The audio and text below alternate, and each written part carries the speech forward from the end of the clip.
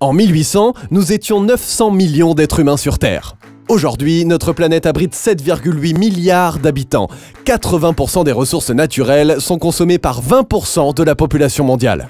Et le développement durable a pour ambition de réguler tout cela. On l'a tous entendu, on l'utilise partout. Mais qu'est-ce que c'est réellement le développement durable? Vous ne le savez peut-être pas, mais vous contribuez au développement durable. De petites actions au quotidien à des projets d'envergure, le développement durable est à la portée de tous et s'inscrit dans une démarche au long cours. On fait le point sur son fonctionnement, ses objectifs, mais aussi les bénéfices sociaux, économiques et environnementaux.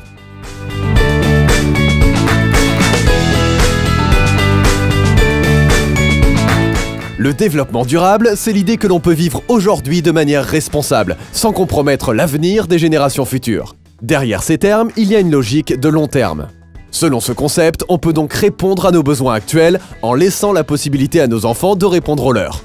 Concrètement, le développement durable s'appuie sur 3 piliers. D'abord, un pilier écologique. Le développement doit se faire dans le respect de l'environnement en laissant une planète propre et vivable. Ensuite, un pilier social. Le développement durable doit inclure l'individu dans sa démarche, en menant des actions responsables et équitables. Enfin, un pilier économique. Le modèle apporté par le développement durable doit être viable sur le plan économique et financier. Et c'est en 1992 que ces notions ont été officialisées, dans le cadre du Sommet pour la Terre qui s'est tenu à Rio de Janeiro. Il faudrait donc respecter 3 grands principes pour faire du développement durable une réalité inconditionnelle. Et les enjeux sont multiples. Pour comprendre les objectifs du développement durable, un constat s'impose. Notre planète n'est pas éternelle. Les énergies fossiles comme le pétrole, le gaz ou le charbon dont nous nous servons au quotidien ne sont pas inépuisables. Et c'est pareil pour le bois par exemple. Pour minimiser notre impact environnemental et préserver la planète, le développement durable favorise et généralise l'utilisation des énergies renouvelables.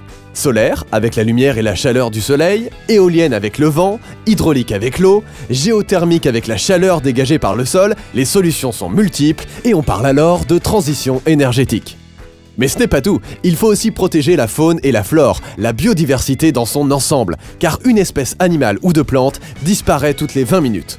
Sur le plan humain, le développement durable doit permettre de lutter contre plusieurs problèmes, comme l'exclusion sociale, la pauvreté ou les crises sanitaires. Mais l'aspect économique ne doit pas être laissé de côté.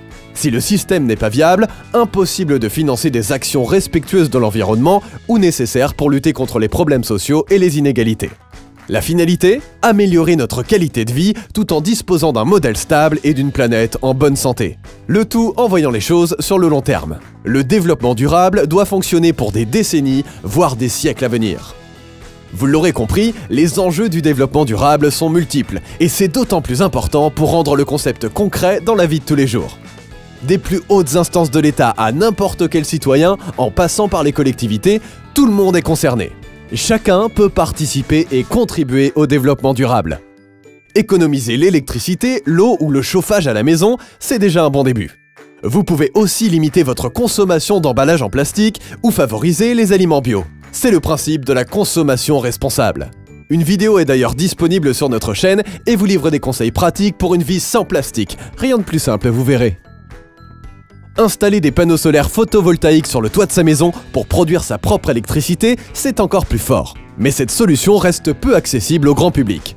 Les éoliennes ou les barrages hydrauliques répondent à la même logique, à plus grande échelle.